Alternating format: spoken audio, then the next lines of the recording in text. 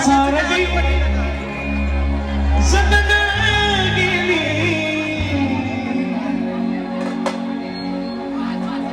हे गाणं डायलेक्ट साठी आहे जे आपलं घर सोडून तुझ्या सासरी जाताना तुझ्या घरदाराला सांगून गाणं म्हणून जाते चिमणी माझी उडून गेली आहो रत्न सारखी सतत गेली रत्न सारखी सतत